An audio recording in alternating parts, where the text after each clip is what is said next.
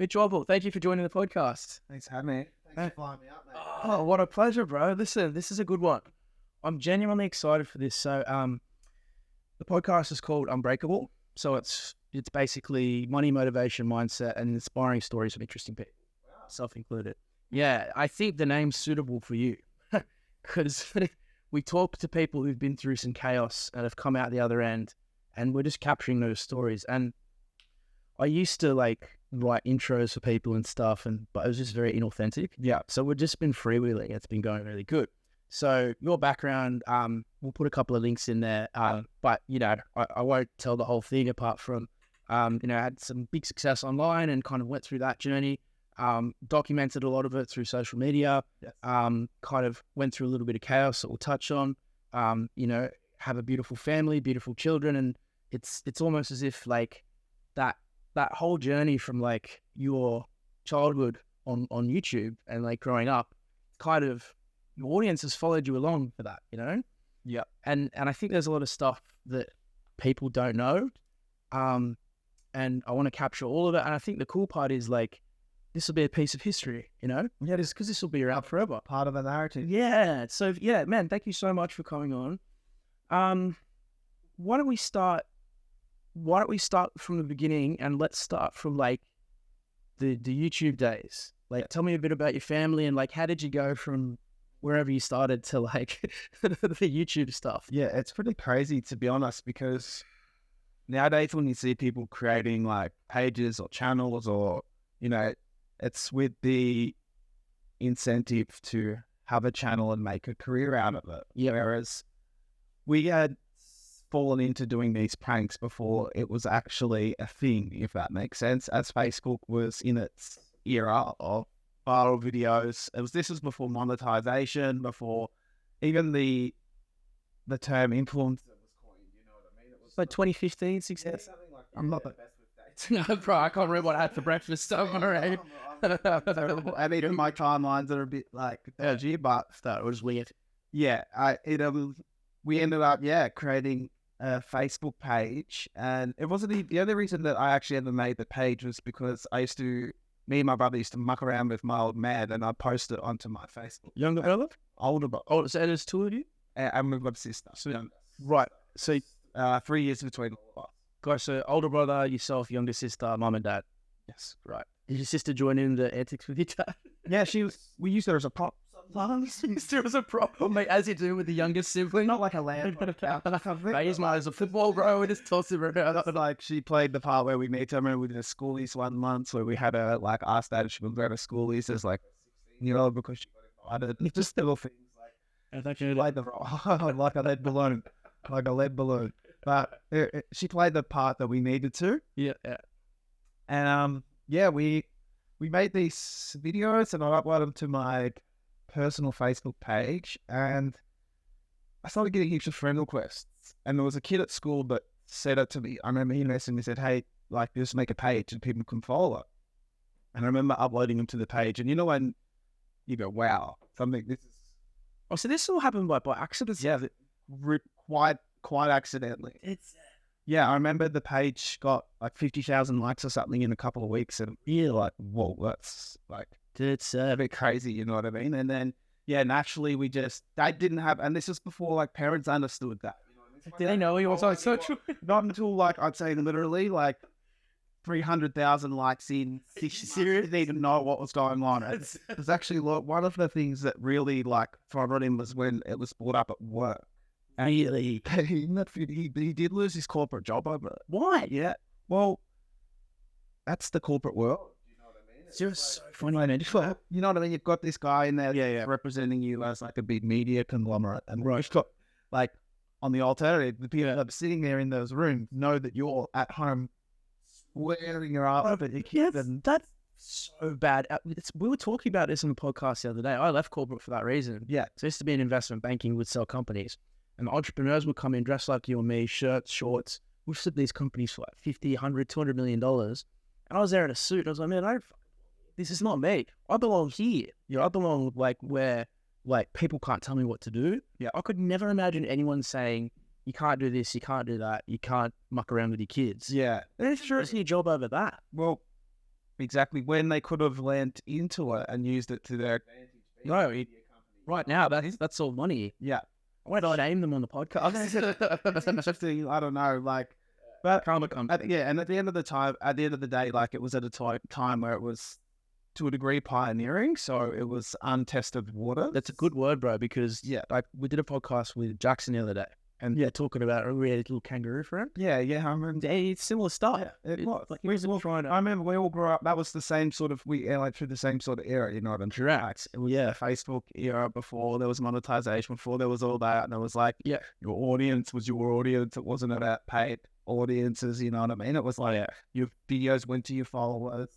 Do you know what's funny you mentioned that? And this is what I like about like your socials. And I tell this all the time, but like the game has changed. So like, you know, a couple of years ago, I could post a photo of a Lambo and a yacht, and a bunch of pretty girls, and people go, oh, that's cool. Now nobody gives a fuck anymore. They just want to see people talk about life, mental health, challenges, be real. I think because it's done that full. I think it's almost done that full. How now where it's like people realize there's no substance to that, and they don't like it anymore. Yeah, and it doesn't make you feel better about yourself. You know, shit, it does. Like, and at the end of the day, like, you know, that stuff's not that hard to fake. You know, Oh, 100%, bro. Tomorrow, go and stand in front of the land again. Dude, I get targeted with ads from some 16-year-old in front of a Ferrari. I'm like, bro, they don't have a license. What are you standing in front of that for? That's not yours. And but it doesn't. I don't know. It doesn't do the same thing that it once did. And it's like, I understand, you know, how some of it can be aspiring. You know, there's people out there that and it's like that and do things, and it can inspire people to do, you know, well in business. Aim higher, to achieve more. But it's like,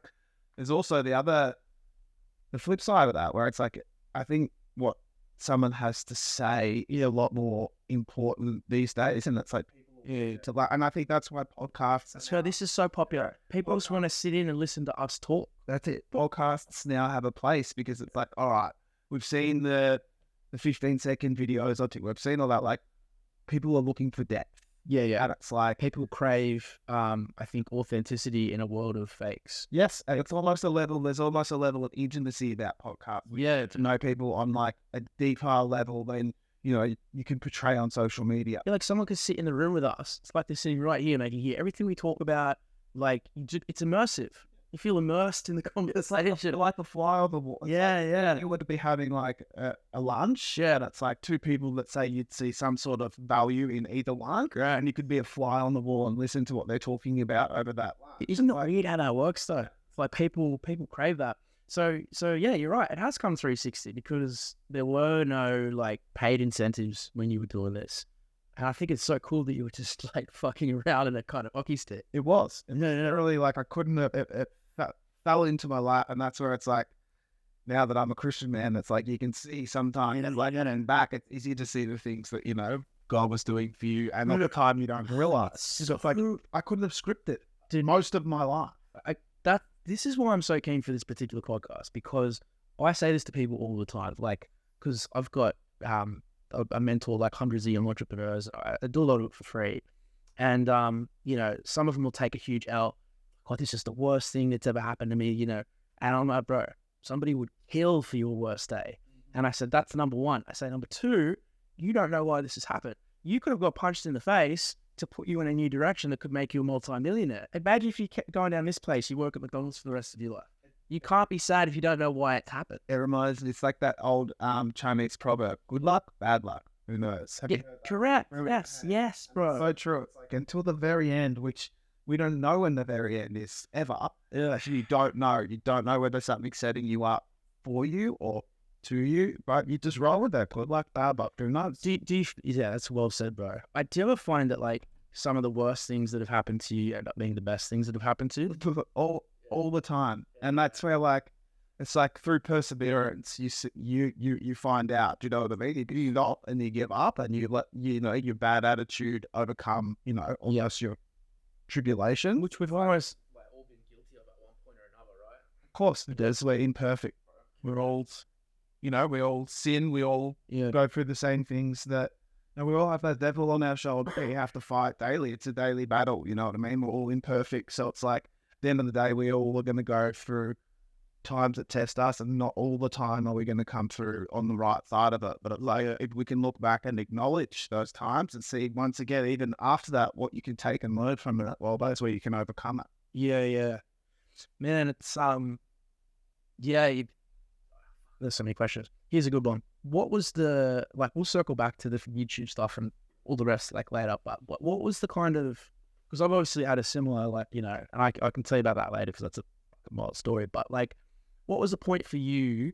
At what point did you feel that you were I don't know, overwhelmed, or that something had to change, or what was a pivotal moment where you turned and faith kind of played a bigger role in your life?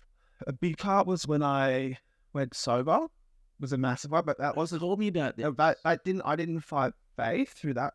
I found, I would say, discipline and what a life outside of buying into those short-term temptations can get you. Discipline's such a good word. Yeah, I've not heard that used in the context of sobriety before. Yeah, well, this discipline sacrificing short-term rewards for long-term pleasures. That's such a good point. So it's the discipline to say no to that, what did that then create in the future, especially after that compounding effort? And I learned a lot through that time, right and wrong, you know what I mean? I'm an extremist, so it's good. Yeah, as good as there was, lots to learn throughout that whole journey regardless. But it was, it was one of those things. So what's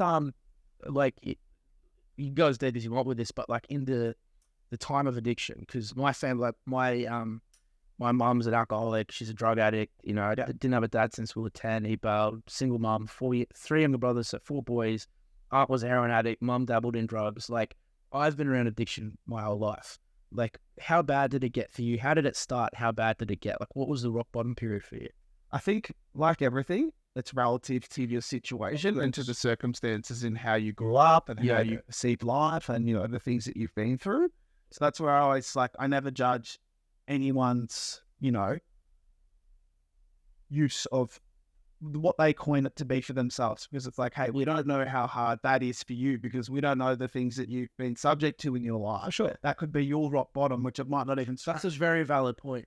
You're saying that everyone's got their own demons. Everyone's battle is relative to their circumstances and how their life has been. It's someone who's been sheltered could be faced with something that I am today that doesn't even touch my soul. Yeah. Break that. That's a good point. It's because of, what I've been through prior to that. That's why. So it's for me, I had got to that point in my life where I didn't I had just abused drinking and cocaine and used it as a mask for just how I felt, for what I did. I was so unaware of the hold that it had on me. Yeah. That when I realized it was so overwhelming that the more I tried to run from that, the harder it got. So is it a daily thing? It was I'd say 3 times a week. On the rack? Yeah. Yeah. And that was probably because that's all I could afford / facilitate. It's if I was a multi-millionaire then and had access to it, didn't have I would have probably done that every day. You know what I mean? It was, once again, relative to my situation and circumstances, but I knew it had a hold on me. And what was it like? Because I know, because when I've had some dark periods, I've seen that it can almost put up a brick wall for emotion. It can block it out. So, you can't really feel sad. You can't feel depressed on it. Yeah. Was it blocking all that out for you? Massively. And creating this false reality and false confidence and false everything within me when I was on it. So it was it would take away from, those feelings and stresses that I was feeling at the time, and would create this false reality in front of me that I could then live out on it. Right. And were you was it more for you about creating a false reality that was more livable, or was it more for blocking out the demons that were troubling you at the time? Blocking the demons. And what were the main ones that you were dealing with? I think it was the life I was living online, and just a constant need for 1, validation, and 2, always being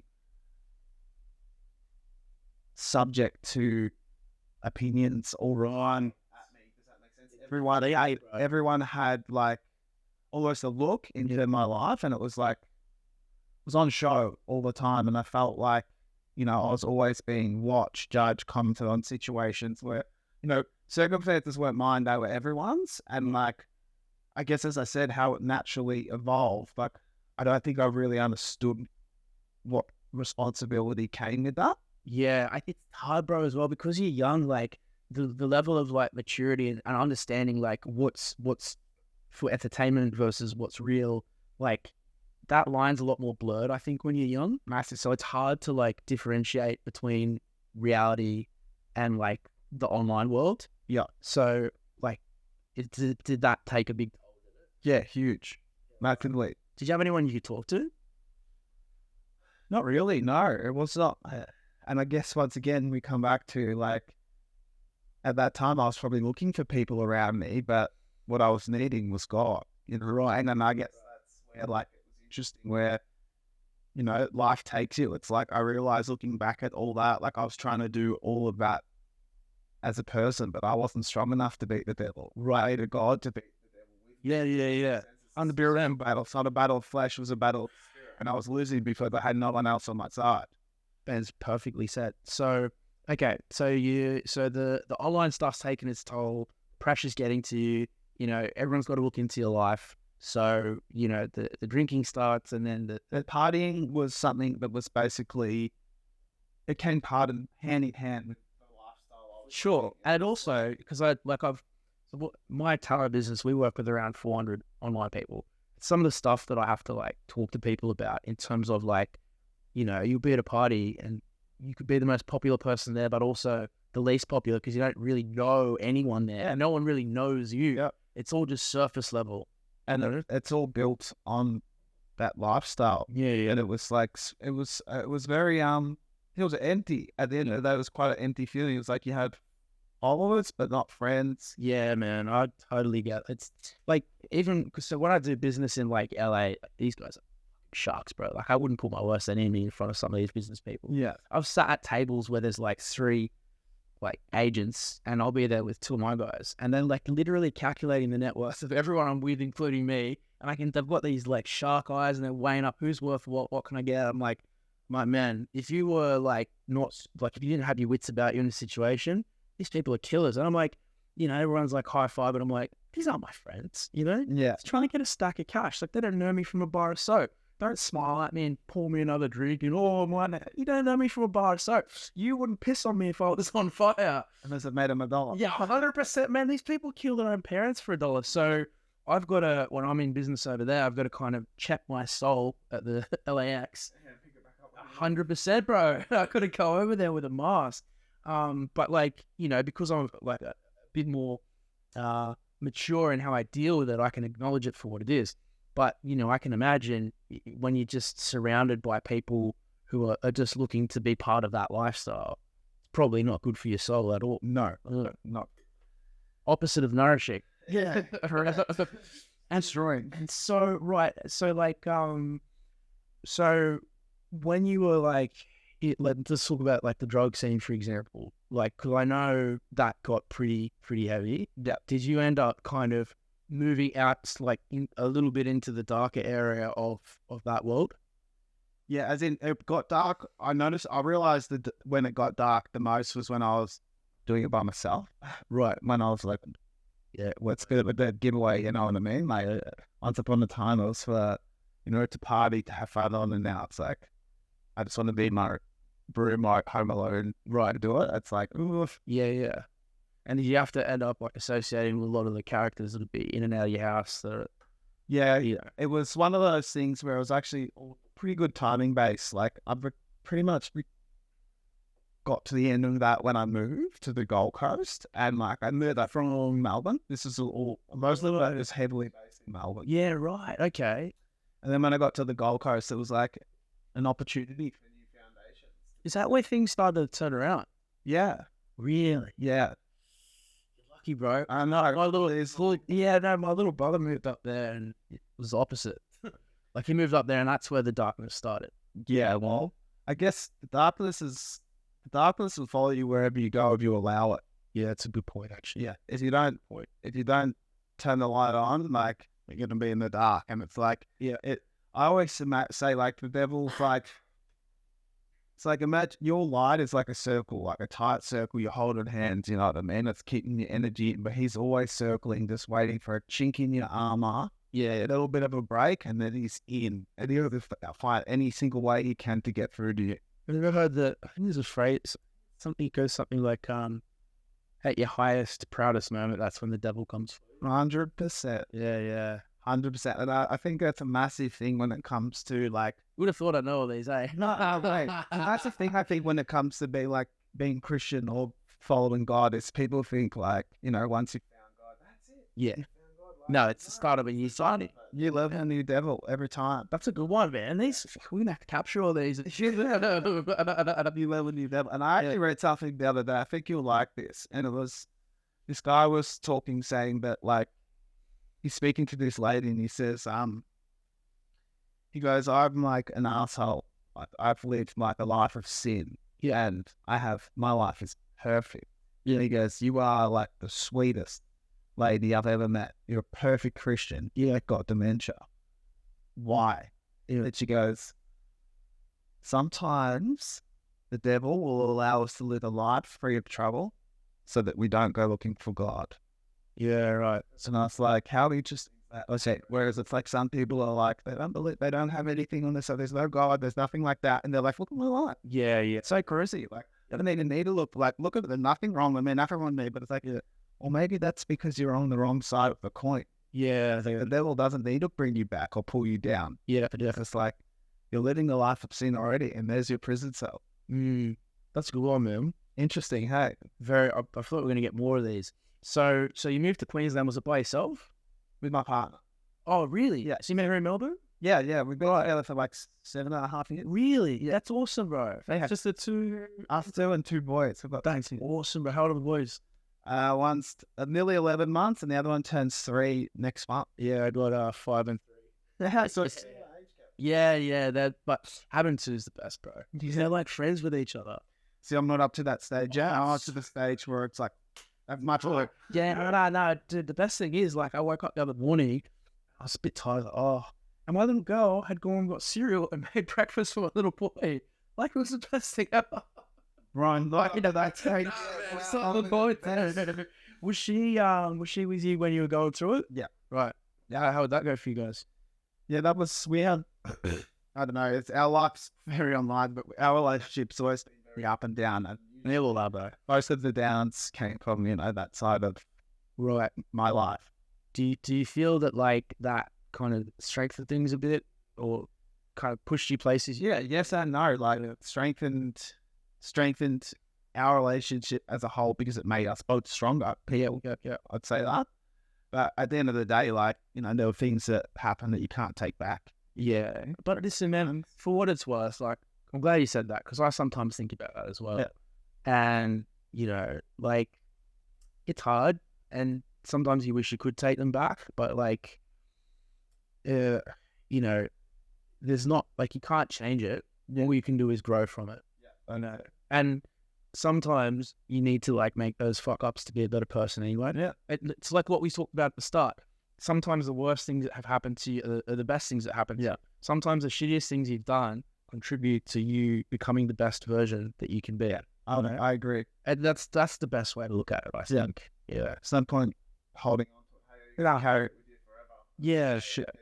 Yeah, and you can't beat yourself. But I think you've got two options. You can bash yourself over the head for it, which is not productive at all, or you can improve from it. Yeah. You know, and a lot of people will just, crucify themselves over mistakes. But if you're not improving, that's where you should beat yourself up. Yeah, I agree.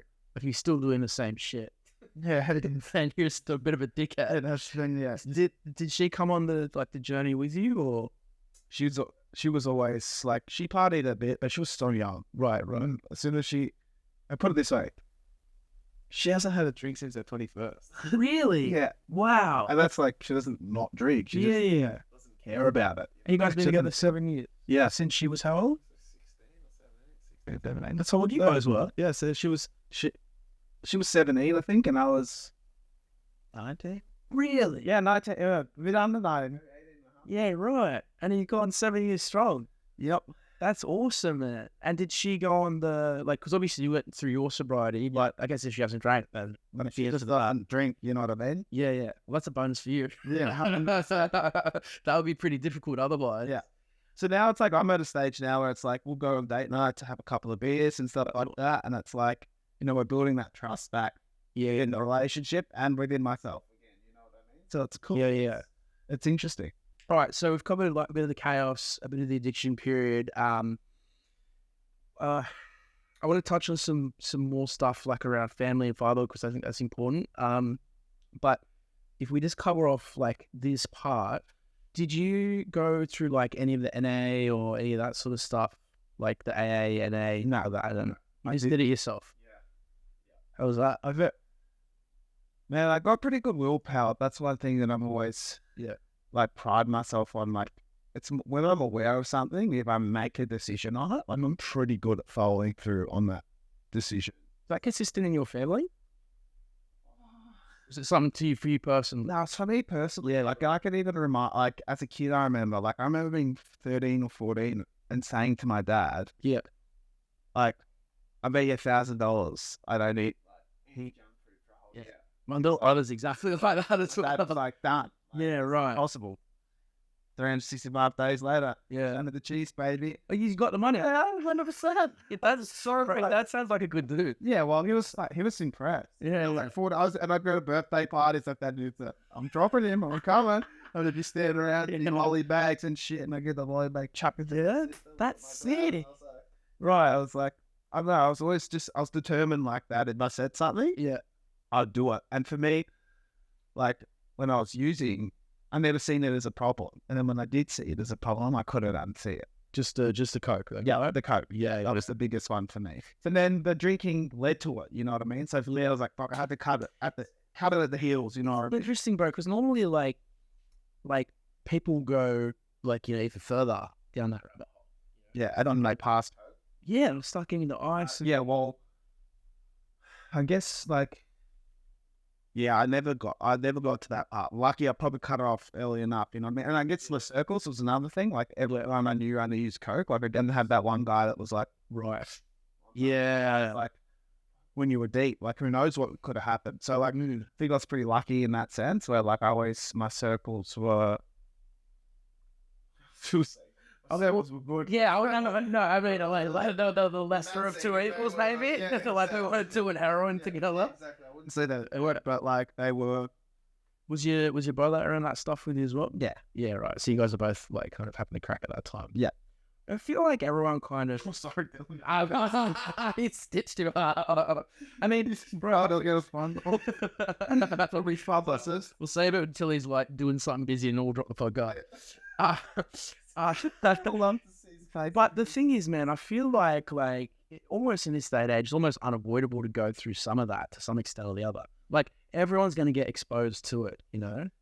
Yeah, and if you haven't, and especially if you're listening to this and you're someone who's like hasn't, like, yes, hats off.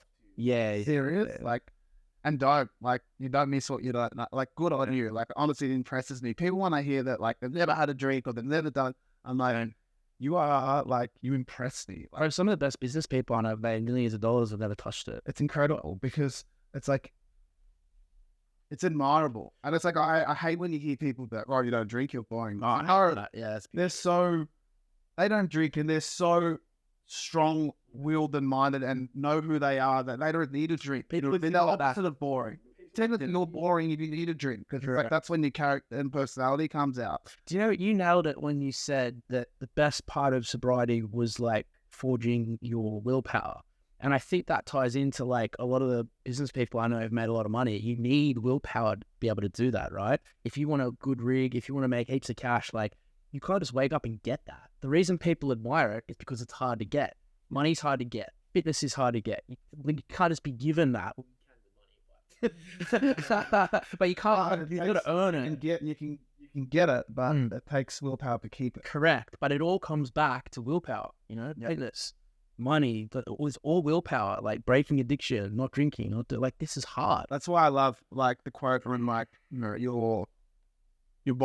your fitness and how you look and stuff. It's like it's the one thing that can't be rented, borrowed, or bought. It's like That's so true.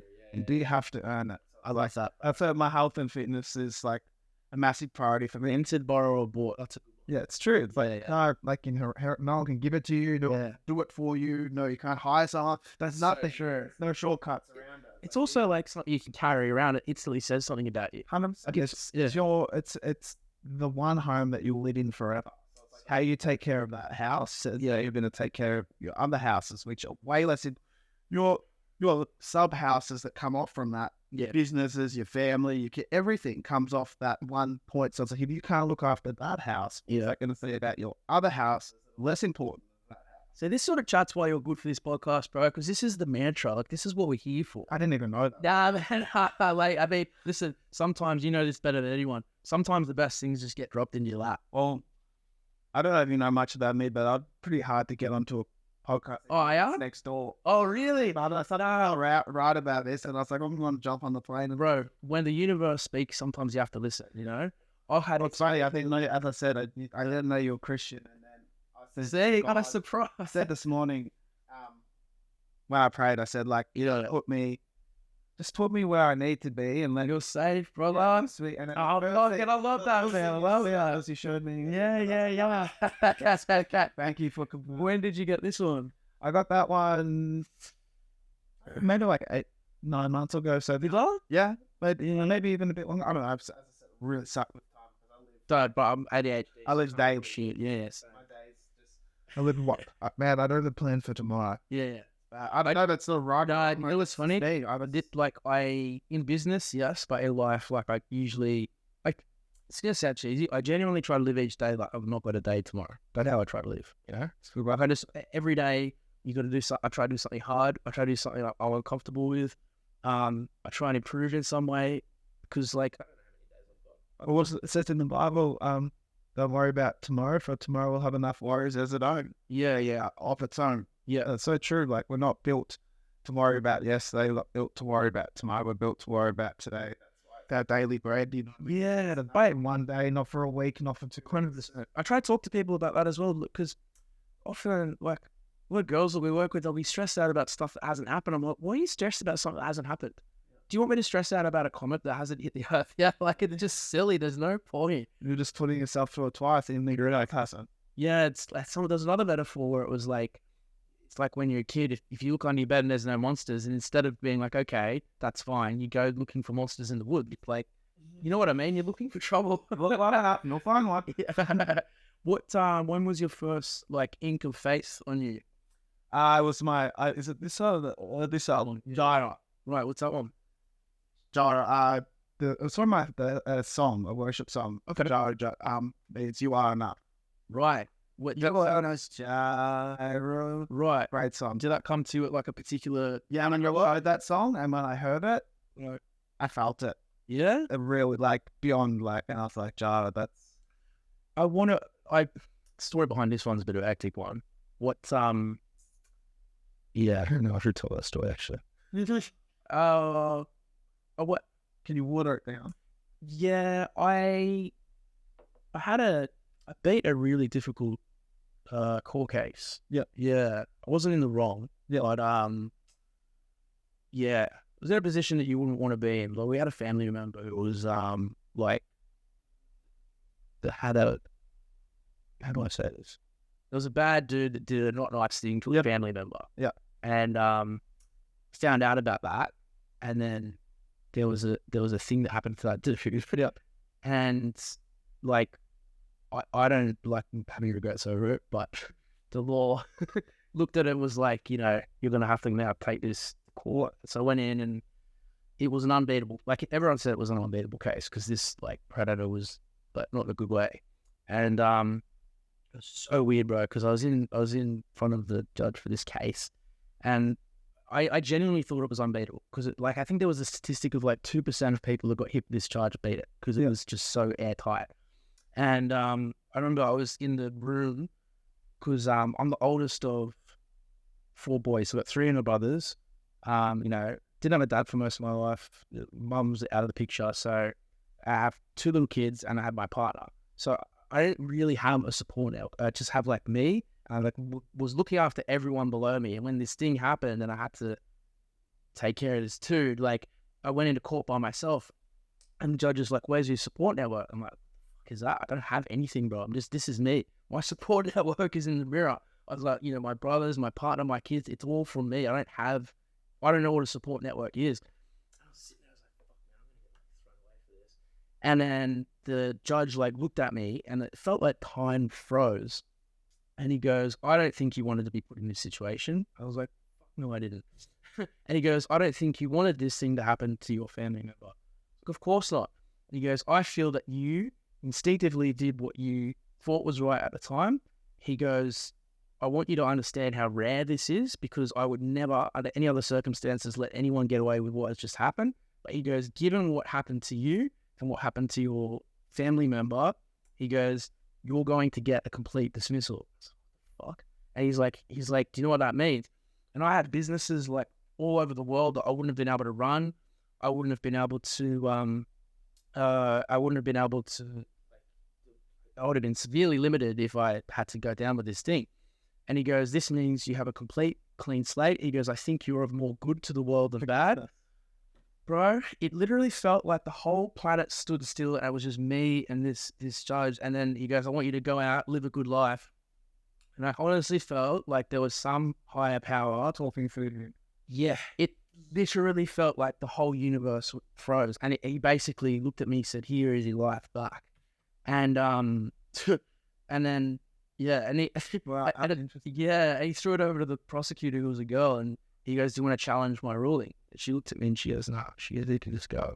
I walked out of this thing and I went straight out and got that. Because I was like, man, I gotta show some respect. Yeah. Thanks for letting me do the watered down version. The other one. Oh, man. You kind of get what I'm saying. You'll put like Sure. So you could imagine. So you got a wife and kids. unforgivable. Correct. And like my one thing I say is, like, I would never want a man to go through that, because it puts you in a spot where it's like, you've got to do something. It's primal. But it's like, how far are you willing to go? Like, I say to people, and maybe I'm a bit too like passionate about my beliefs, but I say, if you're not willing to die for anything, what are you living for? Yeah. So, but some people don't have that view of the world. Some people would let something like that slide. I could never, ever. Yeah, for me, like since I've had kids my whole life, It's hectic, isn't it? oh, there's nothing I would die tomorrow. Yeah, 100%. Not even a thought. The coolest. Yeah, Yeah, I would not. Isn't it crazy how it like shifts you? Because I always had that protective instinct as the oldest boy, but it's just when you've got a wife and when you've got kids, it's like a new, We got robbed in a home invasion. Yeah, I wanted to ask you about where this. Just my miss. I think that's stronger than a wife. Yeah. We got robbed in a home invasion, and I'll never forget the feeling. Yeah. Of this primal. Is this you? Is this you? Oh, no. Oh, I'm sorry. So I didn't know the context around this, because So she was pregnant, and we had my 1.5-year-old son in Melbourne. No, this is in Gold Coast. Can I ask the context of how this, like, what happened? It's just a little home invasion. Two kids, 3 out the front, and then 2 people came through my house. We're going through. Once again, bro, instincts went off. I was awake, happened to wake 30 minutes earlier. Went outside to use the toilet, which I never do. Real weird night. Yeah, went back up, couldn't settle, and was laying there with my head down, and I just heard this noise, and I was like, "For the dogs." And then I felt in my lap, and both dogs were in my lap, and I'm like, if I hear that noise again, there's something inside my house. Yeah, I heard it again. I sprung up and screamed at the top of my voice, "Who's in my house?" And I just heard footsteps, stirring doors, everything. I was like, wow, there's people in my house. And I just went nuts. I grabbed a butcher knife and I chased him outside. They'd already ran out and got into my partner's car, so they were trying to steal her car. So I chased them to our front gate, and my car was there blocking them off. And yeah, we were looking, the guy driving the car, me straight in the eyes, and it was like, This was her car, Really? and then it's trying to run me over in her car. Oh, you got to the heart. He was in my partner's car, driving at me. I dodged the car 2-3 times into the trampoline. He drove through our garage. And yeah, got to the point where I was standing there, had him cornered, and I was standing back defending. Like, I thought, like, it's funny, like, at the time, it's all adrenaline going up. Finally, had my back. I was protecting our front door of the home. Yeah, my kids and partner were, and I was just telling him to leave. And we ended up running off. Ran down the street, looked out the street, and there's a getaway car. And there's 5 of them. It's sad. What did they just drive off? They yelled out, "Oh, fuck off, you maggot. You're lucky we didn't take your fucking Merc too." And then scooted. Lost. Did they find who it was? I don't think the police ever did, but I found out who it was. Right. Yeah. So I knew how they do all these days. Now, to be honest, I understood where they, like, it wasn't, I had to not take it personal. And I understood what they were trying to get cars. Yeah. And there's hundreds and hundreds of them that do it. Yeah. Steal cars. And I don't think they think about, it's like, you know, when I started using drugs, I think about the consequences. Yeah. Too late or too old, you know, they don't go in there thinking that there's a partner or a family with 2 kids and that, you know, he's protecting his kids. They just think, I'm stealing their car. You know what I mean? So I was able to move past it much better than I thought. The only thing I haven't moved past is I don't have the ability to live in a house anymore. I'm in an apartment now because I just want to sleep, man. Can I tell you something weird? Because I wanted to talk to you about this because I've been in a similar situation because I grew up on the Central Coast, you know what it is? Yeah. In a very bad area. Yeah. I'd been in like houses where that had happened before, but it was a bit like more like hectic, you know?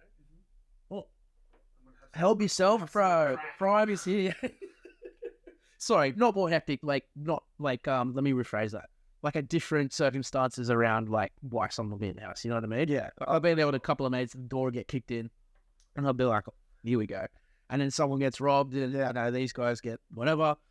And at the time I was like, this is just life for me, you know, this is where we live, this is what happens around here. And it happened twice and my whole life, because I moved to Sydney when I was 18.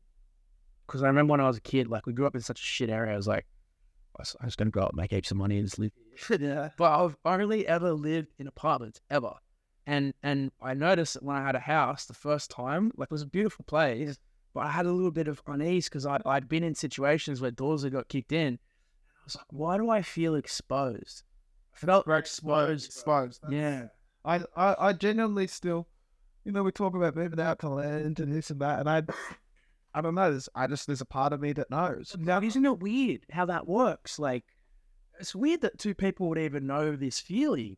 To be honest. I love it. Like, like, and I'll never forget the feeling of that night, the next weeks, months after it, you know what I mean? Like, I think I was in fight or flight for like a whole month after. Like, I don't think I actually come out of that. Like, I was just like, yeah. Well, I had to talk to like someone about it, and he's like, do you reckon you've like not dealt with any of this stuff? I was like, probably not, right? yeah. Be honest. I was like, mate, probably. Like when you're a CEO, you do have to be a bit. It's hard because you got to make decisions without emotion, and when you're constantly operating without emotion, sometimes it's hard to get it back again. Yeah, it's weird. Man, I'm not the best like with emotion. It's hard. I'm not. I'm really not. Like, yeah, it's one thing. The biggest probably barrier in me and my partner's relationship. It's really emotions based, and I'm not. Like, I don't. Do you reckon that's a dude thing or? Well, I know some guys that are like emotionally. Yeah, it's true actually. But it's like, I don't know. I just don't know whether it's like the life that I've lived and the way that I grew up and everything that's happened in between has made me not be emotional. Sometimes I'm emotional. I think it's put me into like a logical brain. Sometimes that can do that. It's hard for me to get. I'm very logical. Yeah. And like my partner's very emotional, so together we're actually a great match. Where it's like, you know, I was very emotional, she was very emotional. Fuck. Yeah. It's funny when I was going through all the chaos. Like to be honest, I was probably like operating on emotion too much, and my partner at the time was very logical, and she was like, "So listen, you just got to deal with X and then Y and then Z, and then you get through it." And I'd be like, "Fucking, what is this?" That's me. Every time something says, I'm like, "Hey, lay it down." I'm like that, and then like sometimes it's very confronting. Yeah. It's like, why can't you just, offer me support? No, but it's like, well, that's not what I do. It's like, I'm here to offer you logic.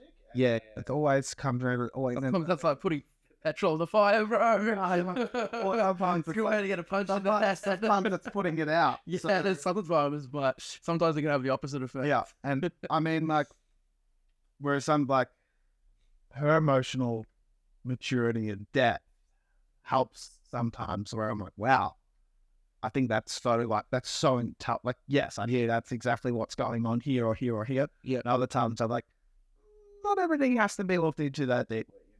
You know what I mean? Sometimes it's just so like Good yin and yang. yeah, we massively. We realize that's what we are. We are very big yin and yang. It's nice though, and you need that in life, man. I've got that in my relationships and my businesses. Because like, if you have someone that kisses you on the head every day to tell you you're perfect, you're not going to improve as a human. Our whole relationship, I swear, has been about growth. Yeah. It's like there's been not much. Yeah, I know. Especially as you have kids, man, every day. Like, Yeah. 'cause that's the thing. Like, I think when you have children, you don't realize, like, especially how young we had them. Yeah. We're still learning, as we're teaching. You know what I mean? So, like, every day that I'm having kids, like, and going through these steps and, the process of my children growing up, the different milestones, different ages, and the different responsibilities and tough moments that come with them. I'm like, yeah, I'm not really only teaching you, you're also teaching, I'm learning as I go, you're teaching me this at the same time. So, like, having the ability to be able to, like, regulate yourself and learn and do all that, it's a lot. Yeah, man. And like, especially like, and one thing we care about is getting it right. Yeah, And don't, like, it'd be easy to go through and ignore a lot of it and just coast. But it's like, there's one thing that I don't want to fuck up. It's my kids. Yeah, man. My kids have been so like, I don't know how to describe it. They add like a new motivation to life, like it's a new driving force. Massively. Like it drives you to succeed more. For sure. It made me not like, for me, it made my success, it redefined success to me. Because I was like, success for me is being around. Yeah. I can be around and be there for them and like get to see everything and like my time is with them. Oh, that to me is success. Like, I find that really successful. I'm in a different boat because like for me, like as long as I'm not exposed to violence, drug addiction, like I've already cleared my hurdle for my childhood.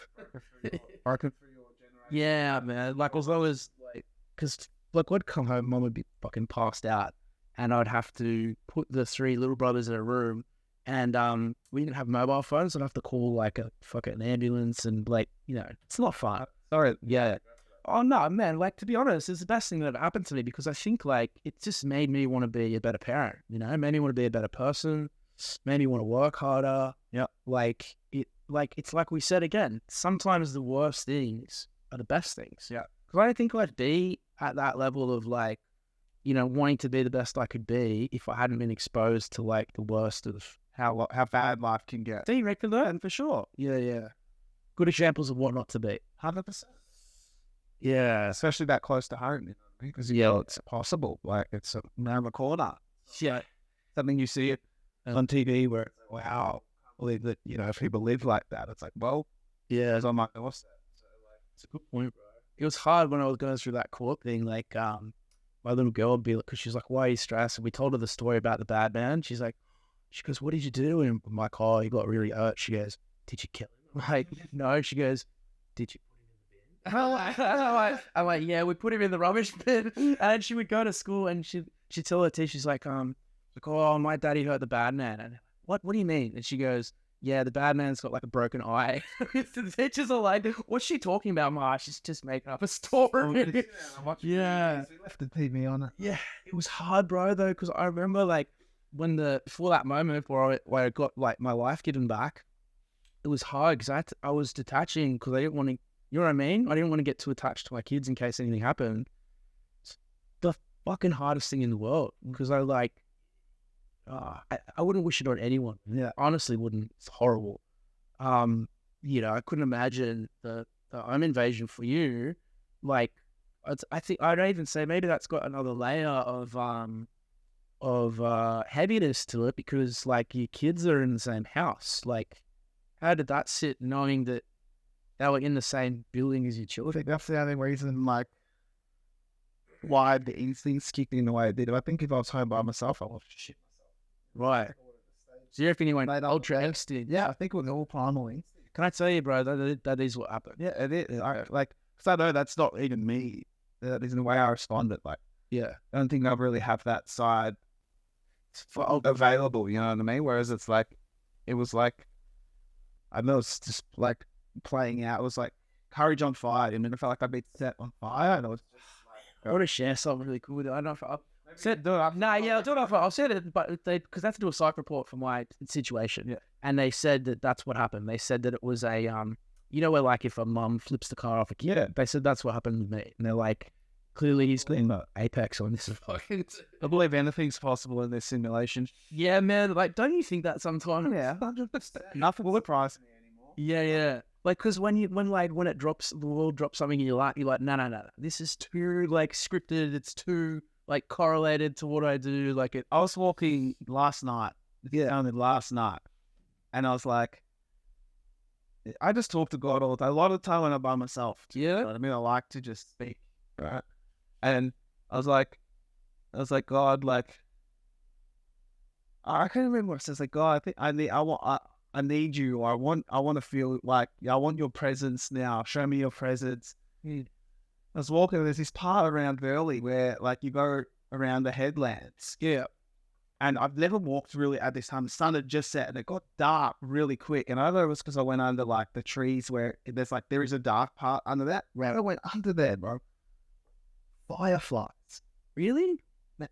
So many fireflies. And I was like, I didn't even actually know what it was until, like, I was walking through and I was like, what is that?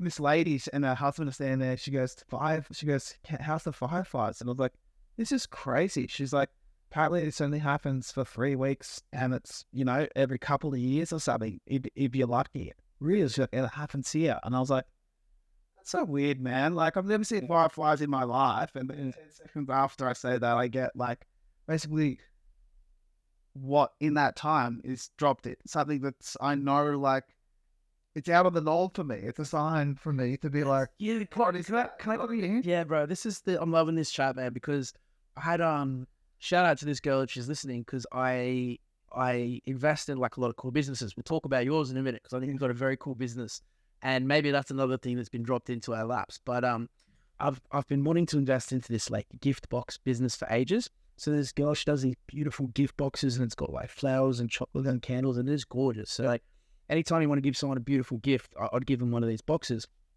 I'm like, I need to invest in this company. I love it. She's like, no, it's mine. Yeah, no, I totally respect that. So I was like, you know what? Props to you. It's a good company. So, like, she's out there making her beautiful boxes, and I was like, oh, I wouldn't mind doing a similar one, but I just don't have any time at the moment. And like, I met this girl, and she had a candles business. She's like, oh, you know, all I've wanted to do for so long is a gift box business. And I was like, what the fuck? And she's like, yeah, that's like my passion. I'm like, My investment? yeah. No. But isn't it weird how that can happen? 100%. Yeah. It's some things you just can't script. Oh, no, another one. This is crazy. Yeah, man. I mean, bro. In my partner, because my business went through, like, the new age spirituality where it was like, you know, this was before that, like, I had found God and found Jesus. Like, and it was like, She went right before you. she went through it. She was like a new era of spirituality. Oh, right. Like, you know, astrology, crystals, healing. Right. Different, but it was like universe, not God. Yeah, makes sense. Like, you would hear a bit of that. Anyway, we were driving home from, I think it was Noosa, 2.5 hour car trip. I love this stuff. And we're talking. And she was like, she's like, I think I just need to, like, listen to God's word. Like, that's what I'm like. I think it's stronger than, you know, like, looking into my future and doing, you know, it's like, Yeah. astrology. It's a very future based. You know what I mean? You're basically reading, like, you're playing God. Yeah. Yeah. There's an element of that.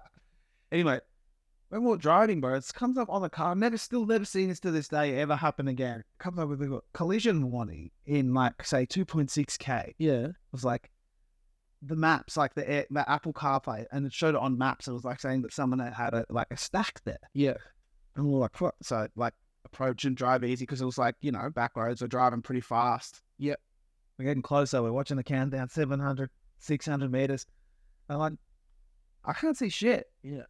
We get to literally exactly that landmark. No collision, nothing. And we're like, what is it? We look up, and on this big rock, it just says, Jesus loves you. Really? They had to go on painting, like graffiti paint. Well, I introduced her. Yeah, and Chloe was just like, eyes just started like welting. And I was like, oh, what is that? Yeah, it's crazy. Is this before you'd had your kind of... I had been like quite early, but pretty like I felt very hard at first. It was undeniable. Feeling it was many miracles, many cool like roads. So this all happened at once. Yeah, all of this, and I was like, there's another one she had with a shooting star once. Exactly. She's had some crazy ones. So these are all these signs. It's weird, bro. Like, cause I'm glad I'm talking to you about this because I tell other people I think I'm fucking mental. I'm like, no, I'm not telling you what it is. I'm just telling you what's happened. Like, and they're like, oh, you're okay. But like, it does happen frequently. I think if you're like aware to, Do you know if they're always talking to you? always, bro, always. Correct. I think the last part's the most important, which is if you're listening. Because a lot of people just want to be cynical and, you know. And that's why everything around us is designed to take us away from that. Right? Like, our photos, for example. Have you seen I listened to this is crazy, about the iPhone, right? So you know the story about it and Eve? Yeah. I've been through it. Yeah, I think I know where you're going, but yeah. The height of the apple. Yeah. Oh, I go with the that is bizarre. I never thought about an apple. funny. And it's a cell phone. Yeah. Like a prison cell. When we're in it, Who told you this? listen to it online, bro. I go deep. They didn't take me to the rabbit hole with you. What? It just blew my mind. And it's like, it's so true. Like, and it's like the more you look, and I don't know how much you pay attention to stuff, but I was saying, like, if you're listening and looking for it, it's always there. But I see it on like a worldly scale that it's just, big spiritual war at the moment. Like, there's literally like big artists worshipping the devil all over the concert. And then it's like, you've got your other ones that have like repented, that are literally standing there telling you like what goes on in like Hollywood and all of these places. Hollywood's pure. Yeah, and they're saying, they're telling you word for like they've been through it, and they're like, this is a battle now. Like, they're trying to worship the devil. That's what they're pushing, and they're like, we're telling you, like, you know. What I did say to you before, when I go to LA, I leave my soul there. I don't want to show my soul to these people. Some of them are just killers. Yeah, there's got dead eyes. There's nothing in there. It's soulless.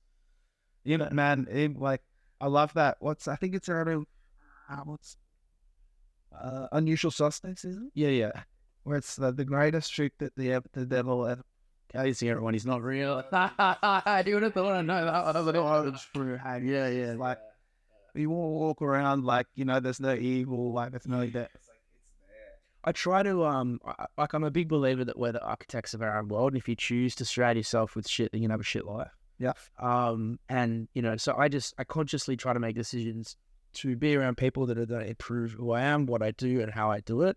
And like, to your point, if you're exposing yourself to this like negative, dark energy all the time, it's sticky, bro. Oh yeah, it sticks to you like mud. Massively. Yeah, massively. And it's just like on the flip side, it's like you're around people that are full of light or full of even just alternative thinking, where it's like they question the norm. It's like it's good. Like critical thinking is good. Like it's good to question. But it's good because you can choose to have this around you. Yeah. Like you can consciously say, I like how this person thinks. Yeah. Take a seat. I like how you think. Take a seat. And then you're a dark person. Fuck off. That's the way. Like for me, like it's about that.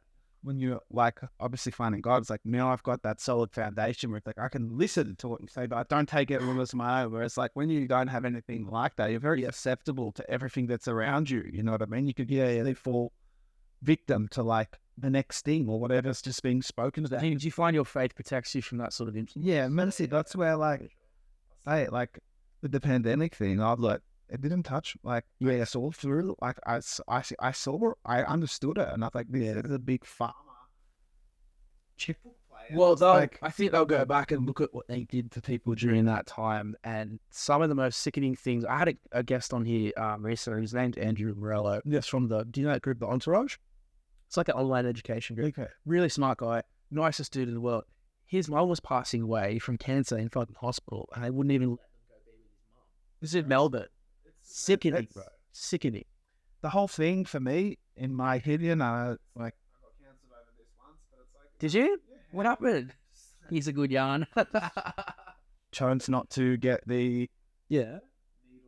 You can say it on here. This nonsense. We don't went care. around and didn't get that, and man, we got with death threats to our house Because you want to see here. we were the problem. Can I say, here's the thing that I don't get about this. This is where I think that whole issue became so trouble.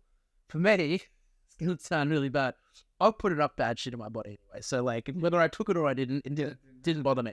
However, what did bother me was, if someone wants to take it, that's fine, go for it. If someone doesn't want to take it, that is also fine. But what isn't fine is bullying people because they don't do what you want to do. 100%. You know, and this is how the fucking Holocaust happened. This is how all these horrible things happen because people got bullied out of having independent thought, and that's wrong.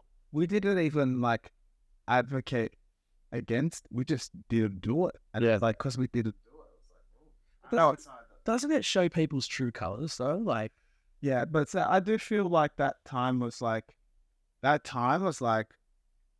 that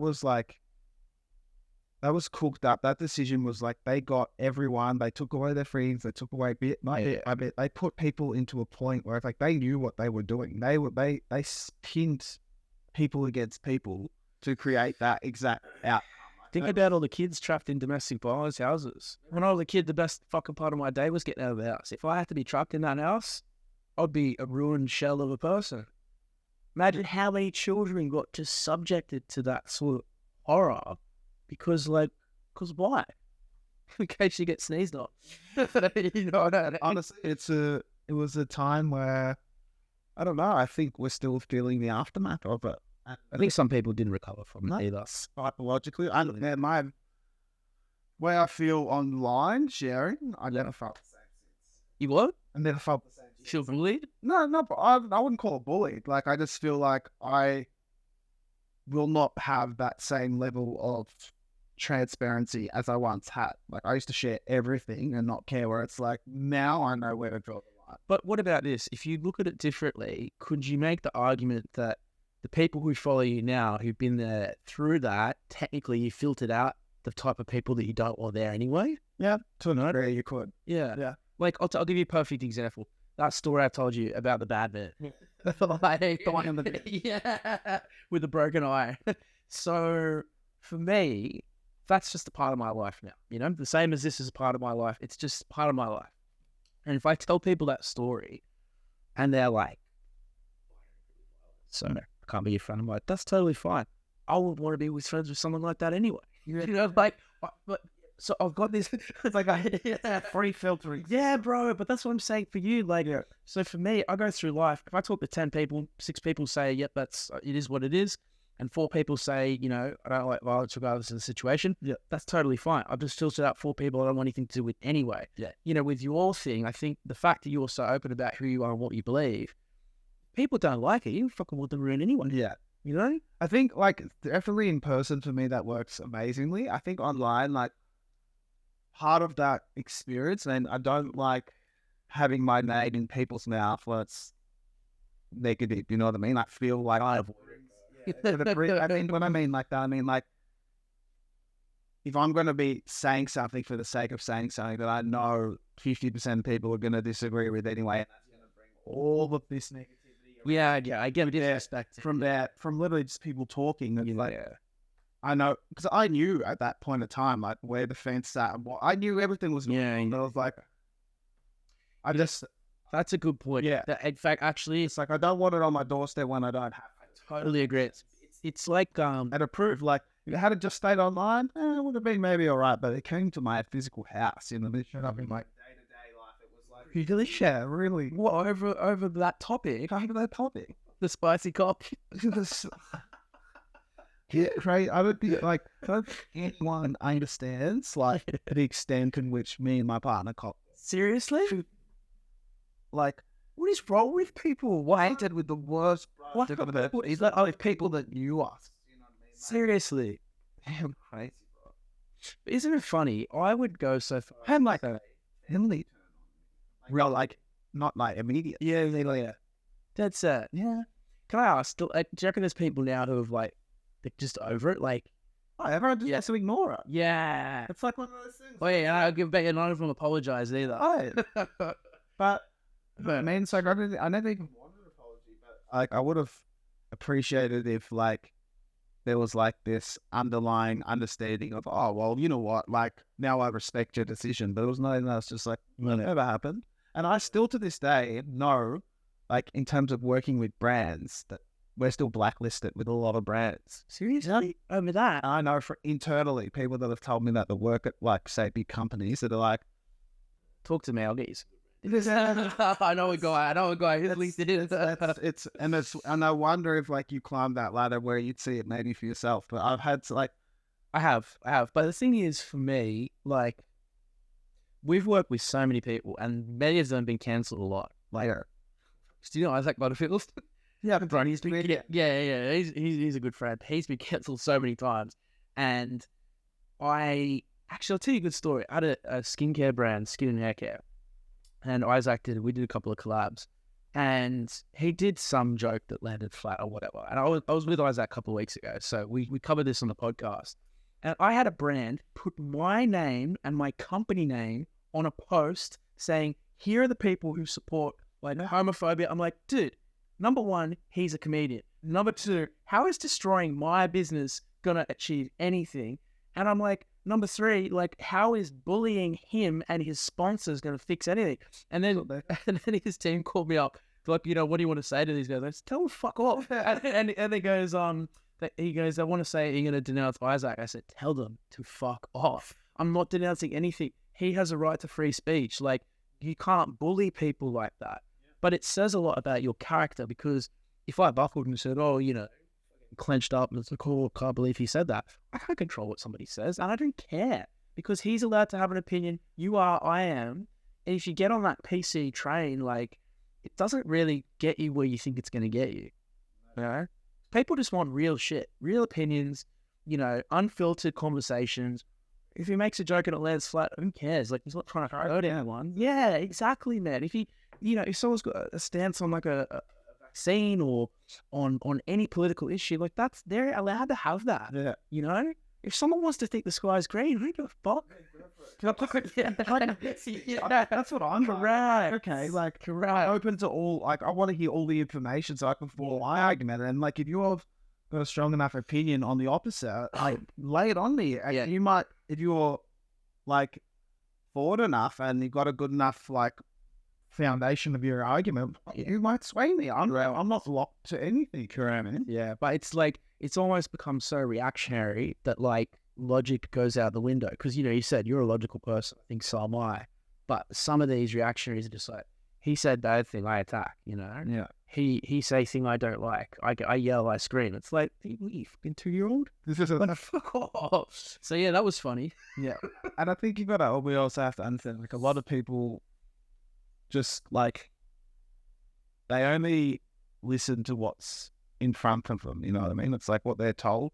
Yeah, is all they hear. So it's like, you can't really blame people for believing what they hear to a degree. You know what I mean? It's, yes, we all have this, moral obligation to, question things. And a lot of people don't have the time to do it. You know what I mean? It's like, I still have, like, I know a lot of family members and stuff like that, watch their life is, they go to work, they watch the news, they do this, and they've done it for their whole life. There's like grandparents and stuff like that. It's like, and you can't blame them for thinking that, all of that shit is that when they're being told that from the media, something they trusted since they grew up and watched TV.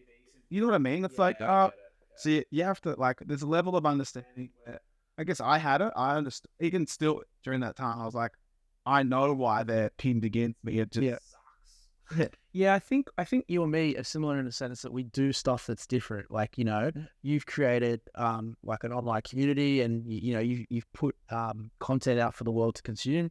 I create businesses, like, but neither of us do the same thing every day. It's not like we have to kind of ask to take a piss, lunch sort of thing.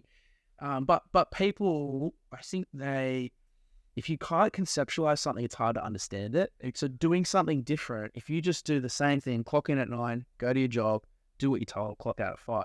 Anyone who does anything outside of that is weird. I see those people as weird. Yeah, I don't know. Could you imagine? Because it's, I guess you only live to your level of understanding and comprehension. So it's like, and I respect that those people too. It's like, that's your, like, I respect people who are happy with what they do. same. Yeah. 100%. I don't know if I could respect someone who genuinely does something they hate if they know that they can do something more, you know? Because I think people should try to live up to their potential. Yeah. Like, listen, as a man and a father, I will always do things that I hate, but I'll do it for like my kids, for my co-founders, for my staff. But I think people who have no vision, like for anything beyond where they are, I think they're doing themselves a disservice, you know? But take yourself, for example, like the first time we talked, first thing you started telling me about was your businesses that you're working on, right? Yeah. Like that's a conversation that I think people have up here. But some people won't allow themselves to think outside of the box that they've been given. Yeah. I think that's sad. I think that's a good point. Have you kind of been in situations where you can't really get someone to come around, like come out into the real world? Oh yeah, thanks. Just Help yourself to some crack, bro. Calorie-free crack. So was that, how do they do it without sugar? It's called crack cocaine. Or wait, why do I see every single kid walking around like Yeah. balls in their hand? There's got to be something in there. Yeah, we're even charged up at the supermarkets carrying like the red one, blue one. Yeah, that's probably one to Pay it like $40 for 3 of them. Yeah. All right, it's not expensive ads. Yeah, it's dropped there. It's like $4 a bottle. Oh man, I remember when I first got it. It was like 15. Yeah, my brother stepson was paying $15 for a bottle. Yeah. He's like, what do you mean? Come down the car, I'll get you skewed. Yeah, bro. My little kids, they go around the shops, they go up to be like, hi, my dad loves Prime. It's so funny. Well, that'd be a flex as a kid. Yeah. Like, your dad like Prime. Like, Instead of a Ferrari, your dad's just got a case of Prime. if you invited your kids' friends around to your house and you had a bar fridge full of Prime, you'd be the coolest dad. They'd be like, Yeah, man. case of like a beer. Dude, I'm gonna give my kids Prime to take to school so they can play. What's for that'd be the like most copied kid ever. Legit. How many kids has your brother got? He's got 2 kids and a stepson. Beautiful, man. Older than yours? Yes. Yep. One's 2 and a bit, and the other one's 4 on Friday. Man, it must feel weird, like growing up together, you know, getting up to all the online chaos to the point where you've now got your own little kids running around. Yeah, and now we both like live pretty like not a slight. Yeah. He's the support one. Oh no, it in. Yes, I do a little bit of it too. That's awesome. Very calm. My stepdad does that as well. Like Emma, bro, it don't work. Yeah, no, he just Perfect level of you see the perfect like perspective on life. You come home feel grateful. Yeah, and it's just like it's a great. I got him that job, and he job? Yeah, he loves it so much. Hey, 6 days a week he works, and he like you wouldn't even tell he's working. Is it just like at a care house or both? He's got 3 or 4 different clients. It's for my sister-in-law. She's got an NDIS. right? Because my stepdad did this. Actually, that was the only good role model I had growing up because I watched him get up, go to work every day, and for me, I was like, "Oh, this is cool. Yeah, this is good." No, it's Wait, wouldn't we both got kids, and it be funny if your kids started pranking you when they get older? well, I already can sense it happening. Hey, my kid's cheeky. Yeah. Yeah. What are they And you know what? My youngest one's looking even more cheeky now. Is he? Yeah. Bro, one of them looks exactly like you. Yeah, I think that's Artie. The younger one, I think. Oh, Sonny? Maybe. Artie's looking like he was with his haircut, and then now he just got like a little big boy's haircut, and he looks like his mum, or he actually looks like his mum. Isn't it funny? Because mine as well, like on a Monday, they might look like me, but then on a Tuesday, they might look like mine. So if you're like you're always saying, like, I don't understand how it's like exact 50-50 mix. Yeah. Like, sometimes it's you, some like 3.5 days it's me, 3.5 days it's Chloe. Bro, exactly the same. Do you guys ever get hit up by like family sponsors and stuff like that for, you know, different products? Oh, we used to. Oh, yeah. Until you talk about the spicy cold.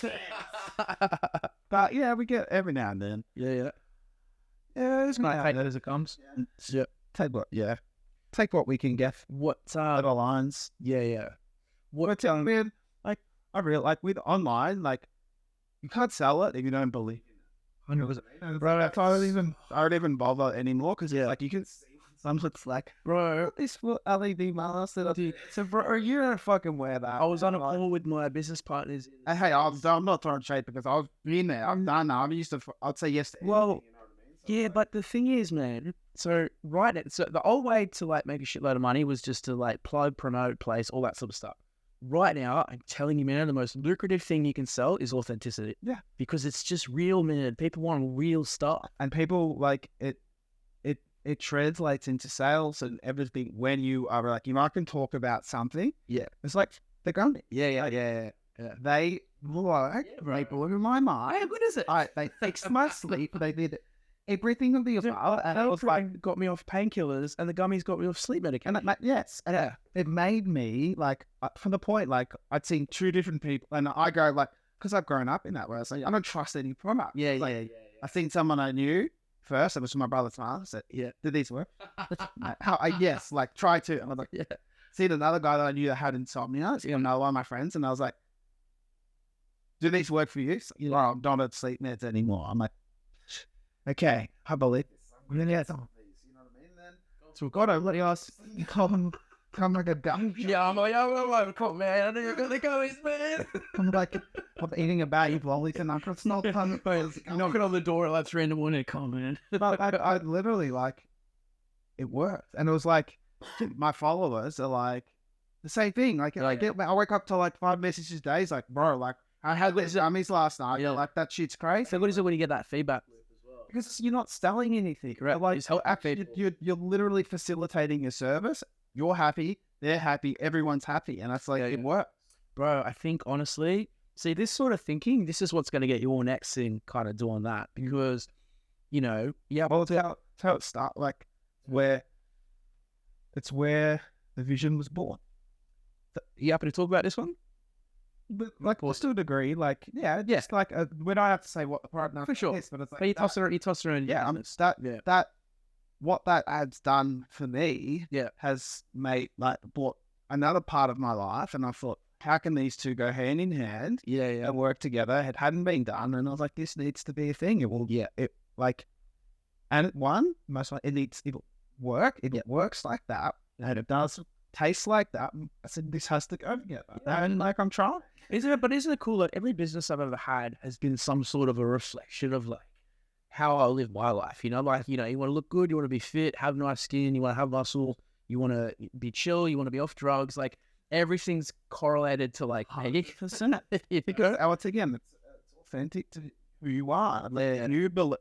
It's like saying, like, if I'm not going to sell clothes that I don't wear, it's not going to work. You know what I mean? It's like if people see me in one post or one story in that outfit and never again, like, it's like, it doesn't work. Whereas it's like, like if I'm using or standing behind something, regardless of whether you're paid or not, well, it's obvious. I don't know if it's just me, but I can tell straight away if someone's flogging something or someone actually likes it. No, it's not just you. Everybody can tell. It's just written all over the wall. Like if I tell we go to a girl, like, you promote this product, and she'll like strip down, push her tits together, and then put the product over there and be like, oh, like, come on, man, this is not a porno here. I got $15,000. I'm like, what are you promoting? Like, come on, this is not OnlyFans. But I think I've noticed when someone tries to make the social media like all about them, and it's look at me, and it's like, it's not about like what you're doing, you know, like you're not trying to put something real out there. You're just trying to get like attention. That's where it does. For me now, social media is like a tool to obviously it's like make a living, and through yours is very real, but also through like, I want, like, my main goal is like, I'm trying to create a world for a bit more conscious dads. You know what I mean? I'm trying to inspire dads to be like, you know what, being a dad is a privilege. It's a fun thing. It's a cool thing. Getting to spend time with your kids is an amazing thing. And, you know, not to be frightened of that journey, because like I have a lot of dads. Bro, I encourage it, man. Make me like just how I've showed that part of it, and not in like a way where it's like, it's like, no, they're literally like, getting away from the kids is the burden to my day. I feel really like, even being in cities, like saying bye to someone, and like, So I miss them. Can I tell you what's cool though? Like I'll tell you something. I haven't told anyone, but part of the reason I was started this thing was a couple of reasons. One's like go outside the comfort zone, create cool things, and help people. Like and give away a lot of courses and books all free because I think like my passion is just helping entrepreneurs. So that's the main thing. But the other thing is that like my little girl, her favorite thing for some weird reason, she just loves watching me on like videos and photos. And whenever she gets my phone, she's like, show me another video of you. And there's so like I'm surrounded by so many cool people, yourself included, like all these interesting people. And I'm like, if you can just capture that moment of time, like that lasts forever. Yeah. And so what you're even doing here now, like, you know, you could be 100 years old. They'll still be able to get that window into this period of your life. Oh, bro, by that I don't. I'm be able to fucking pull it out of the ear and chuck it up onto the iPhone. The Neuralink. So yeah, I love that. And what I also love is that you know, you do have a very strong bond with your little boys. Yeah, well, it's the chapter I'm in. I feel like if you look at any part of my social media, I've always lived true to the chapter that I'm living. Yeah, my chapter at the moment, it's an entrepreneur. It's not like Family. I'm a dad, and that's what I'm like. That's what I'm currently immersed in. Yeah, it's what I love. It's like it's real time playing out. So it's like I'll show. And it's the other thing is like it's hard to show that part too because if you want to be a hands-on dad, like you got to be there, and it's not like something that you can. I don't know. I find it very hard to almost share while you're doing it because it's like you're either giving your piece to camera and you're there for the camera, or you're there for your kid, and they know the difference. So it's like I've tried vlogging and stuff like that, and I'm like, it takes the authenticity out of mine and my son's relationship. Yeah, that's not working for me right now. Maybe when he gets a bit older and understands, it'll be a bit easier. But at the moment, it's like, it's not working. So it's like, I'm going to share what not only what I'm comfortable with, but what he's comfortable with. And we've got like, and I respect his boundary. He has a boundary around it already. Yeah, it's like, I was going to whip out, like, what'd you say? Like, no, fine. And I'm like, but that's cool though. No, that's a boundary. That's all good. Like, yeah, I know what it is. And other times he'll be like, bring it on. Like, I know he wants, like, you know, he's having the laughter and he enjoys it. It's like, I respect his boundaries. You also, like again, you're capturing these moments as well. You don't last forever. Yeah, and I think like around sharing them, it's like, you know, I'm like, I want to encourage like being dad's cool, being it's fun. Like, I want people to, you know, want to do that. And then when people are dads, like I've had like even people close to me say like my experience of being a dad was shifted after like I saw how it could be with you and your kids. Really? Yeah. So you get that in your inbox? Yeah. Also, people even at gym and stuff like that, they'll tell me like, you know, like I don't know, they're like, I just seen it differently the way you portrayed it.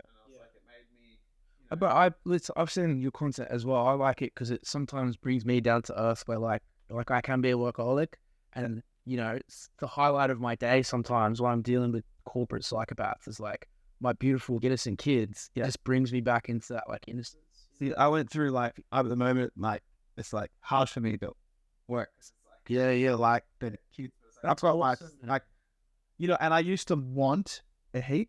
Yeah, especially when it came to like houses, money, this, that, businesses. But it's like since I had kids, it's like my want for all of that stuff shrunk so much. Really, and now it's like there's 2 transactions, and if my effort is going into that, it's going to take time away from my kids. So whatever that trade-off is going to be, has to be worth it.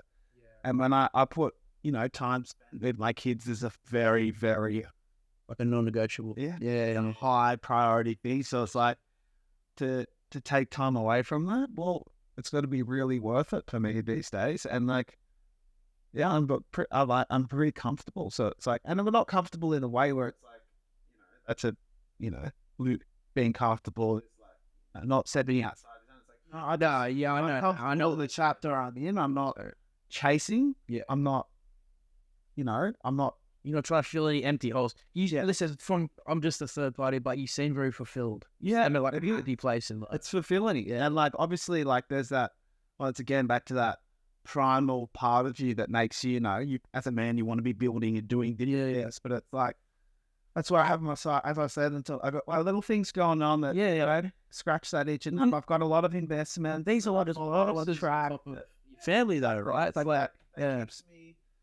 that keeps me going. And I like, I can be there, and I'm always playing like 3D chess, I mean, it's never just what's going on there. Like, I've got moves out here where I'm waiting for the world to catch up to. Yeah. Leave those places there, and Business or life moves?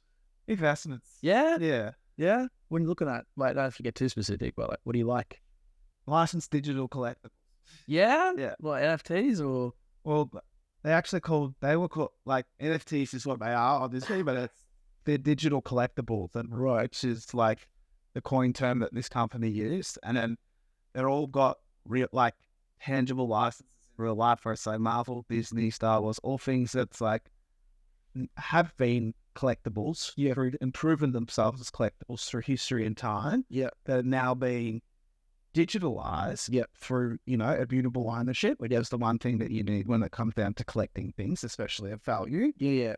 And I seen the opportunity like a few years ago where I was like, I think the world's moving digitally. That's going to be a thing. They're moving this. They've got all the right people on teams. And it's like, I just went nuts investing. And tell you what, man, all it takes is like one thing. Like we picked ecom before it blew up in the pandemic, and I'd invested into like 5 online stores that were like this. When everyone got locked in, like, I felt so guilty because bang, like it just took off like a rocket. everyone's having stimulus checks. Bro, yeah. Cleaned up, man. Like, not like I was trying to like give back as much as I could through the businesses because I felt so horrible for everyone that was suffering. But right place, right time. And I think it's just as I said, like my mind has always worked a bit different. Do you find you always like thinking of things that are outside the box? Basically, how do you reckon you'd be if you just had to like go to McDonald's and just clock in, clock out? Oh, I would be fat. That's it. I don't just eat that shit all day. Shit, none of it. And let me on this crack. I'm keen to, just for our last chapter, there's a few things because, like, I think for you, there's part of this podcast, like, I'm trying to capture windows into, like, people's journeys, but I'm also trying to capture at the back end of that the advice from those people. And I think for you, you've got good advice from several categories. I think the first one is for young content creators, because you've kind of been there, done that, right? Like, I think your insights there will be more valuable than anyone else. And I think the next one is insights into your faith and how that can improve people in a similar situation. And then I think one that you brought up, which is insights for like young fathers and, you know, what to expect, whether it's something they should consider or not consider, like how it's going to change their lives. I think those 3 categories, you know, if you're comfortable, are 3 that would be really good to touch on. Yeah. And why don't we start with content creators? Because, like, you've been there, done that, man. So, like, you see the next generation. What sort of advice could you give? Yeah. I guess for me, like, the one thing I'd say is, and I say this trying not to be a hypocrite because I still go through the same, like, problems with and challenges that come with it, because, like, validation's a drug, you know what I mean? And you get it, like, whether it's online, in person, you know what I mean? Like, it's a nice feeling. So, like, it's hard to detach from. But you're going to be a creator, create what you love and you're actually passionate about, and try disassociate from the validation that comes with it. Don't do just what people love and and like because they love it, and then, you know, create what you love, what, you know, you're passionate about, who you are, show that, and, you know, try and put the blinkers on when it comes to how it's being received, because it's like you'll end up tailoring who you are to your audience, and then it just feels like your audience owns you. That's really well said. So that's like Very, very well said. Be a creator, but be like, don't lose yourself in the process. Create how you want to create, be who you want to be unapologetically yourself, do so respectfully, and stick with it as long as you can. Whether people like it, don't like it, because if you tailor yourself to how many likes you're getting or what's trending, what's viral, you'll be chasing that validation train forever, and it's a tough train to get off. Do you reckon you could be happy just doing something you authentically enjoy and putting it out? That's what happiness stems from. That's awesome. But honest, that's fucking incredible advice. Really, really good. I don't even know what more you can't. I don't know how you can do that better. Like, there's nothing more to. Everything to have that on a cue card. I think there's that movie. What is it? That old school movie. Is it called Old School with Will Ferrell in it? Where he goes to debate. Old school. Have you seen that? Yeah. The one where he goes back to college, is it? No, I think Billy Madison. You think? Oh, no, it is. Yeah, no. Old School's the one with Will Ferrell, and they have like a frat house. I don't know. And he has to do a debate, and he's like, "All right, Frank Titanic. yeah," and he does it, and then the guy goes, "I have no further questions. That was perfect." I'm going streaking. Come on. He's going in. He's going streaking. Honey, we're streaking. What a move. Yeah, bro. But I didn't know you would have seen that one. In the house. Yeah. That's the best. All right. Faith. So how like, you know, obviously you can put into better words than anyone how it's improved your life and your advice on how it can improve other people's lives. To me, like, I think I'm always really respectful when it comes to it, because I know personally, if anyone told me to believe in it or anything like that, I would have pushed against it, and I would say, like, it's something you have to stumble upon yourself, and when you get there, it's a feeling and you know it. But my advice is, like, it's undeniable once you're there and you believe in it. It's like, I was thinking today, because I was reading the New Testament in the plane. So your Bible you've got with you. Yeah. It's very nice looking. Yeah, it's just like, it's like Why not like silver, it's good. yeah. And I was reading it and I was like, it's so interesting. But I was like, wait, this is only so interesting because everything that I'm reading, I believe is real. Right. If I was reading this and it felt like a fable, or it felt like something that I was skeptical on, like, it would be so non-fascinating. Like, it would be the worst book you could imagine, you know what I mean? But when you have that faith and the belief in it, and like you can read it and believe it, it's like, it's the most interesting and fascinating thing for me that you can read. And it's like, every word you read, you're like, it just gives you this foundation that's like unwavering. It's like you feel like you know what you're meant to do, and who you're meant to be, and what you're meant to value, and all that stuff. And I'm like, to me, that's like, it's priceless in today's society. So like, for me, I think without foundation, like without faith as your foundation, like, you're going to be swayed and pulled by fear forever. And like, everything around that's just designed to fear us into, you know, not being enough, not being good looking enough, not having enough money, not being worth it. All of those things that are designed to literally, like, it's just the society we live in, where it's like, with faith as your foundation, none of that matters. If your faith's bigger than your fear, well, your fear's going to get swallowed up. So it's like, for me, like, you've always got to have a foundation to lean on. Like, and I think that God's word's proven itself now for thousands of years, you know what I mean? I'm like, it's still here, still showing up, still working for the same people. Go look at your favourite celebrities, actors, and all those different people, the right ones. Go see who they give all their glory to at the end of everything. It's always God. Once you see it, you can't unsee it. And it's like, anyone, like, when I look back now when I was a kid, and the people that I loved and the actors, all those different things, it's like, I rewatch their speeches, rewatch their, you know, podcasts, clips, anything, right? And it's like, God is at the center of all of it.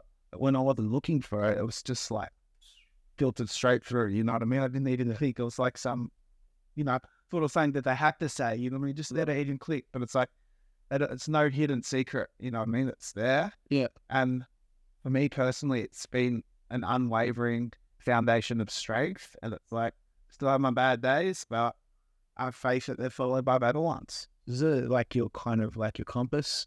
Yeah. And it's just like, and like, I understand the saying, like, that the fear of God, like, it makes me accountable for my actions. And it's like, there's someone always watching 24/7. It's like, you know that saying, who are you when nobody's watching? Yeah. It's like, a lot of people are a different person to who they show the world or show their families or show everyone. But it's like, God's always watching. So it's like, it whips you into shape and makes you become this person, like, all the time. And after a while, you're just like, you're grateful that you've got that watching over you. Because it's like, I think, you know, we're imperfect people. So it's like, without that, the devil's going to lead us into temptation. And we're going to make, you know what? We still make mistakes. I still make mistakes. Yeah, It's yeah. like, I'm so much more accountable in them, and I'm so much quicker to repent and to be sorry for things when it comes to it, because it's like, I'm frightened of God. Yeah. No, it makes complete sense. Do you ever feel like you're in the middle of something, or you're like solving a problem, or something's kind of falling into your lap, and it's like God sending something to you? 100%. You know, like when people say the universe is giving this to me, I feel like I've got to listen. Do you feel that that's God sending you something? 100%. Yeah, that makes sense. Yep. And there's a saying, when you pray, right, you ask for something, it's like God packages it up, sends it up, sends it to Faith Avenue. And most people leave before the package gets there. So it's like, you know, sometimes what you ask for, it's on its way. But it's like, it's the faith and the waiting around, the getting through the next, till it delivers. Can I tell you, I feel like, the thing I told you about. Yeah, man. Yeah. I genuinely feel like that was sent to me, because after that happened, I got this and everything. Like, I just felt like, remember at the start how I was telling you, like, I genuinely live every day as if I don't have tomorrow, because I was in a position. Your life came down to one person. Correct. Decision. Correct. It did. But there was a point where I may not have had that tomorrow. And so, like, the way that I think now, I feel like It's no longer a hypothetical. yeah, correct. Yeah. Exactly. So I feel like I was given this gift. And ever since that day, like my whole life, I just live it differently, bro. I don't look at things the same anymore. I don't take things for granted anymore. Well, that to me is like, you know how it's saying, like, I can't tell anyone. Yeah. Fine. Yeah, it won't. Oh, yeah, bro, 100%. That's how I had wasn't assuming that, but I've had moments where it's like the presence, the feeling, it's undeniable. And once you see it, you can't unsee it. So it's like, you then have to, for you now to deny that or to ignore that, you'd have to live every day and in the back of your mind know that that happened to you and that existed, and there'd be that push and pull. Yeah, no, that it happened. what would we ignore? And it's easy to ignore. Yeah. Isn't it? Yeah, I totally get what you're saying now, because it's right. Like, if you came up to me the day before that thing and you said, you know, I want you to have faith in this and I want you to take every day and cherish it, I would have been like, all right, mate, that's it. I would have just been like, you read that on the past. Yeah. I'm still going to do whatever the fuck I want. But it took like a very serious event for me to just pivot the way I see the planet. And I feel like it's just, feels by design. Yeah, it feels like that was my thing. Fuck, man, this is an insight here. And then the last thing is like parenthood, bro. Like, you know, young men who are becoming parents, or who may be like scared or unsure of what to expect, or hesitant, or, you know, maybe Lambo instead of a kid. Hey, what advice do you give? Like how do you view fatherhood, and how has it impacted your life? Be the parent that you wish you had when you were younger. Be the idea you should have when you were younger, and I think that's just the best advice I've ever had. And it teaches you like you never really have to think past yourself until you have kids, you know what I mean? And then all of a sudden you have to think past everything when it comes to every decision you make. Doesn't just impact you, it impacts your kids and their future too. So it's like, it's I think our purpose here was to live unselfishly, and I think having kids breeds that, and it really instills that into you as well. And it's like, nothing you can do, like,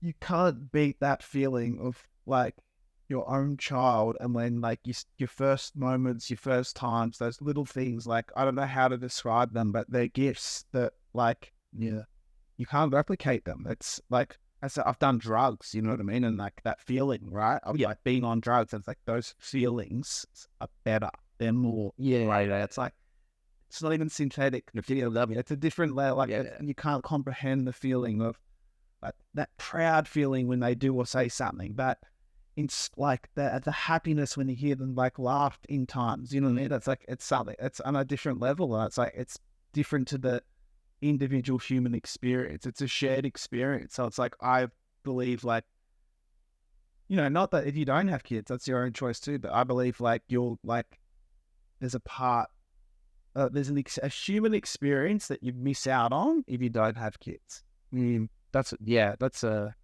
not to say that you can't have a great human experience without them, For but sure. you do miss out on a human experience that I think is so incredible when you don't. No, I agree. I think, you could put that in the same spirit as like you miss out on the human experience if you don't go through trauma, if you don't go through love, if you don't go through 100%. That's really well said, bro. Very, very insightful. Are your parents like happy grandparents? Oh, yeah. Yeah. Yeah. My dad, like, he has this thing where he loves to stir them, but like, it's like his way of playing. Like, it's like funny, but my mum is the most insane grandma. Oh, Crazy. Like, crazy. That's Crazy. awesome, bro. Really good. Just very, and just very, like the kids love it. Like, I'm like, Mine it's just very, her time is like, she gives them undivided attention, really unconditional love, like, very patient, very, really, lucky, bro. Yeah, mine's never even met mine. We've tried often. She doesn't even never birthday card. Hasn't even checked if they're alive. Doesn't know their names. Has never sent a Christmas card. Like literally does not know that they're alive, which is sad. But that's what drug addiction does, bro. That's it. That's the circumstances. Yeah, and also like I think for me that gave me a good message of like hate versus love, and I think that like if you have hate, which is I don't know, she must be going through something, but like it's so detrimental because you might hate someone else, but it's only going to impact you. And I think like love is such a stronger emotion, and you're very lucky you got two beautiful parents that are filled with love. I think hate can be destructive. Oh yeah. So yeah, but man, honestly, this has been 10 out of 10. Yeah. You happy? Yeah, bro. That's Yeah, glad you came. Here's the crack. Cheers, bro. That's us, man.